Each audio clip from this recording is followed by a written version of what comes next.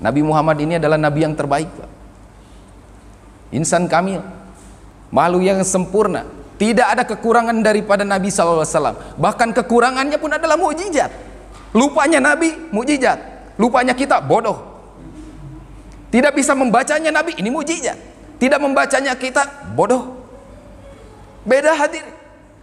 Ini luar biasanya Rasulullah SAW. Rambut yang terbaik adalah rambutnya Rasulullah. Mata yang terbaik adalah matanya Rasulullah. Seluruh perawakan Nabi adalah perawakan yang terbaik daripada seluruh manusia. Ada yang mengatakan sesungguhnya manusia yang paling tampan adalah Nabi Yusuf. Nabi Yusuf hanya sepertiga keindahan diberikan oleh Allah. Sepertiga keindahan Allah berikan kepada langit, sepertiga Allah berikan kepada laut, sepertiga berikan kepada keindahan-keindahan lainnya. Tapi 50% keindahan diberikan mutlak terhadap Rasulullah sallallahu alaihi wasallam. Kenapa tidak ditampakkan, dibuka hijabnya seluruhnya Rasulullah? Nabi Yusuf, Pak, yang dibuka seluruh hijabnya oleh Allah Subhanahu wa taala ketika musim paceklik di Mesir 40 hari 40 malam mereka tidak makan. Nabi Yusuf hanya keluar rumah terlihat oleh penduduk yang kelaparan, maka kelaparannya hilang seketika. Saking indahnya Nabi Yusuf. Perempuan-perempuan rela memotong tangannya tidak terasa karena memandang wajah indahnya Nabi Yusuf. Sepertiga dunia hadirin. Tapi Rasulullah Allah hijab. Keindahannya hanya akan dibuka kelak di akhirat seluruhnya. Karena jika dibuka hijabnya di dunia, maka seluruh manusia akan membuka dan merobek jantungnya karena melihat keindahan Rasulullah SAW. Saking indahnya Nabi. Maka pikirnya pikir yang terbaik. Kerjanya kerja yang terbaik yang diwariskan kepada antum-antum semua, Pak. Para dai-dainya Allah. Nabi nggak minta apa-apa, Pak, kepada kita. Nabi hanya minta dakwahkan agama. Masih banyak orang-orang yang tidak mengenal agama hadir. Bapak-bapak kalau bukan asbab agama mau mungkin Pak ya di masjid. Nyekek kene botol, berlacur, berzina, main kartu. Asbab risaunya Rasulullah. Nabi itu menangis gara-gara kita, Pak. Umat yang belum lahir tapi udah bikin sibuk Rasulullah.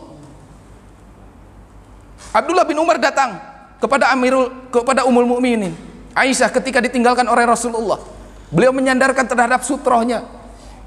Wahai Ummul Mukminin, ceritakan kepribadian apa yang dimiliki suamimu yaitu Rasulullah agar kami bisa tiru. Maka Aisyah mengatakan dengan napas yang panjang, wahai Abdullah bin Umar, tidak ada sedikit pun yang tidak istimewa dari Rasulullah. Maka beliau menceritakan kisah yang panjang. Satu kali adalah satu jatah Rasulullah tidur bersamaku. Aisyah untuk mendapatkan satu hari jatah bersama Rasulullah harus menunggu 9 hari, Pak.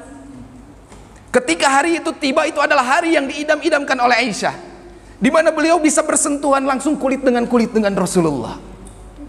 Ketika Aisyah tidur, Rasulullah pun tidur, kulitnya bersentuhan langsung dengan kulitnya Rasulullah. Maka Aisyah mengatakan, ya Rasulullah, ini adalah kesempatan yang terbaik yang aku miliki. Maka tiba-tiba Rasulullah mengatakan, wahai Aisyah, bolehkah hari ini aku bermesra-mesraan dengan Allah? Aku ingin sholat. Ini jawaban istri yang solehah. Ya Rasulullah, sesungguhnya aku telah meridhokan hari-hari yang lain dengan istrimu yang lain, dan hari ini adalah hari terbaikku dengan engkau. Namun karena kecintaan engkau terhadap Allah, maka aku ridhokan hari ini bagaimana engkau beribadah hanya kepada Allah. Maka Rasulullah, Pak, hari itu tahajud begitu lama. Beliau berdiri dekat dengan kaki Aisyah radhiyallahu anha. Kepala Nabi hampir bersentuhan dengan atapnya. Bayangkan seberapa tinggi rumahnya Nabi, hadirin. Bandingkan dengan rumah kita hari ini, hadirin. Nabi memendekkan atap rumah agar tidak panjang hisabnya. Kita sibuk meninggikan rumah, hadirin. Bahkan dalam riwayat lain Nabi sampai agak menundukkan daripada kepalanya karena hampir bersentuhan dengan atap rumah Aisyah. Maka Nabi sholat dengan panjang, berdiri lama-lama sampai terdengar suara gemuruh dari dalam hatinya. Ketika Nabi ruku, kemudian Nabi sujud, Aisyah mulai khawatir, kenapa sujudnya lama sekali, jangan-jangan suami tercintaku telah meninggal dunia.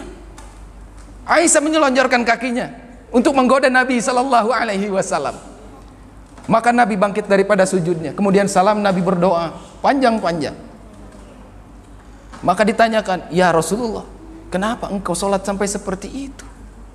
Apa tidak cukup bahwa Allah telah menghapuskan dosa-dosamu sebelum ini? Bahkan Allah telah menghapuskan seluruh dosamu yang akan datang. Apa jawaban Nabi? Wahai Aisyah, tidak pantaskah aku menjadi orang yang bersyukur? Bahkan beliau menyaksikan bagaimana kaki Rasulullah bengkak. Maulana Sa'ad Barakatuh mengatakan, kaki Nabi bengkak bukan karena berdiri lama-lama. Kaki Nabi bengkak bukan karena berdiri sholat, hadirin. Kaki Nabi bengkak karena siang hari digunakan untuk berdakwah, berjalan kaki ke setiap rumah, hadirin. Dan malamnya digunakan untuk berdoa untuk hidayah atas umat. Langkah kaki kita, hadirin, lebih banyak kemana? Ke pasar, ke masjid? Ini untuk diri saya, Pak. Ke tempat yang diridhoi Allah atau ke tempat yang dimurkai Allah? Sementara kaki kita akan ditanya, la tajalu qadama 'abdin yaumal qiyamah hatta yus'ala an arba'in. Tidak akan bergeser kaki kita di hari kiamat sebelum menjawab 4 pertanyaan. An umrihi fima abna. Umurmu untuk apa dihabiskan? Coba Bapak kalau nggak ikut usaha amal agama, mau jawab apa kelak di hadapan Allah? Tapi ajib, Pak, saya mendengar langsung dari masyayikh kita, orang yang pernah meluangkan waktu walaupun dalam seumur hidupnya 3 hari keluar di jalan Allah, maka lisannya akan mudah menjawab, ya Allah, saya bersaksi bahwa saya pernah ikut menjuangkan agama Allah. Wa an sababihi bima ablahu, ta ieu keur budak ngora ieu. Masa mudamu habis untuk digunakan untuk apa? Dari umur balik sampai hari ini banyak digunakan untuk apa? Orang yang menggunakan masa mudanya habis untuk perkara maksiat, hadirin, jutaan tahun menjawab satu pertanyaan pun tidak akan bergeser kakinya, hadirin. Begitu keringatnya sampai menutupi daripada kepalanya, tidak akan bergeser.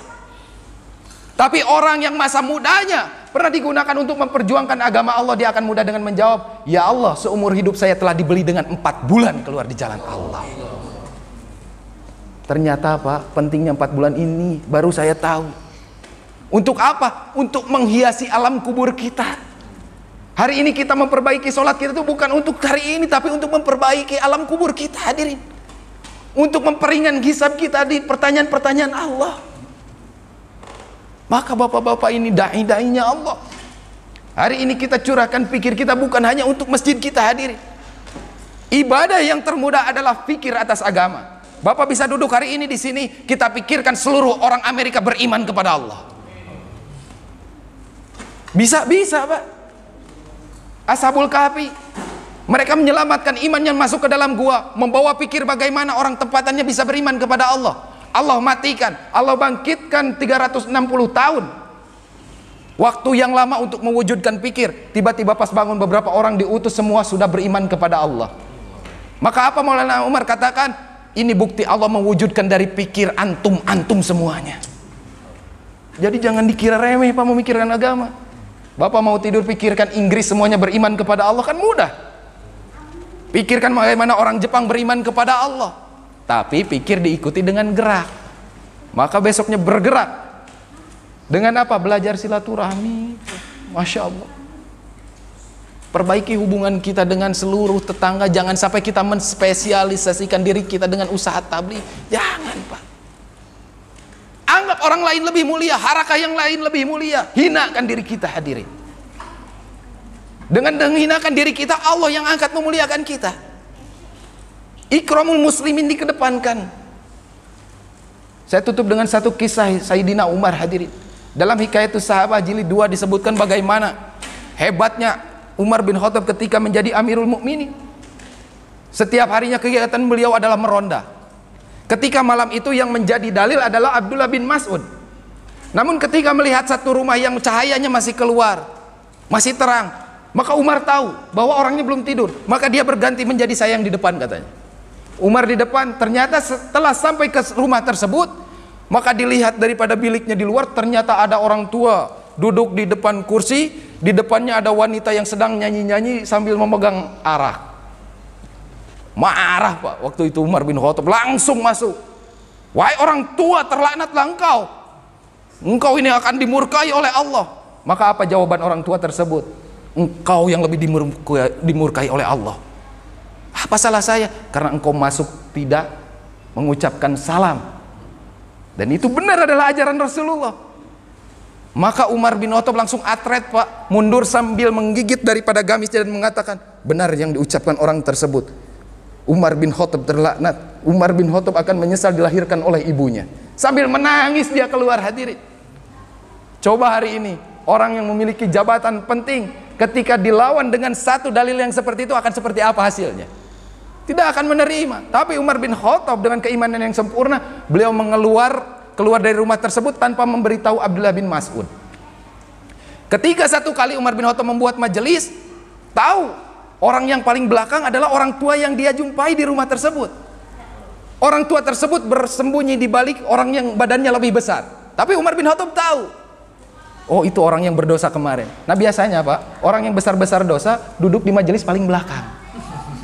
Hore Pak, bercanda. Biasanya seperti itu, bersembunyi. Maka waktu itu Umar tahu, orang tua kemari duduk dan berada di sebelahku, katanya. Para sahabat yang lain memperhatikan hal tersebut dan tidak tahu apa salahnya orang tua tersebut. Maka orang tua tadi duduk di sebelah Umar bin Khattab. Ajib hadirin, lihat bagaimana cara memuliakan saudara muslim walaupun beliau seorang yang maksiat. Maka Umar bin Khattab mendekatkan mulutnya ke dekat si telinga orang tua tersebut dan mengatakan, wahai orang tua, seluruh kejadian malam itu tidak pernah sekalipun aku ceritakan kepada orang lain. Ditutupi aibnya oleh Umar bin Khattab, Pak. Maka orang tua tadi membalas dengan mendekatkan bibirnya ke dekat telinganya Umar bin Khattab dan mengatakan, wahai Amirul Mukminin, aku melihat sifat engkau waktu itu sehingga aku hari itu pun bertobat kepada Allah. Maka Umar bin Khattab langsung mengangkat kepala dan mengatakan, Allahu Akbar. Sahabat bingung semuanya. Apa ini tiba-tiba orang dua ngobrol itu tiba-tiba Allahu Akbar? Allah tutupi semua aib yang terjadi, hadir. Pentingnya kita menutup aib saudara muslim, maka Allah akan berikan hidayah kepada saudara. Bersedia insya Allah? Nah hadirin yang mulia, untuk mendapatkan pemahaman daripada agama nggak bisa duduk-duduk terus di masjid Pak, tapi bergerak atas umat, hadirin. Maka kita niatkan hari ini yang belum pernah 3 hari, boleh angkat tangan dulu, saya pengen lihat Pak yang belum nisab. Yang belum nisab bulanan angkat tangan Pak, nggak usah malu-malu. Gak usah malu-malu. Dengan angkat tangannya kita nanti Allah akan mudahkan keluar di jalan Allah. Boleh yang siap? Boleh.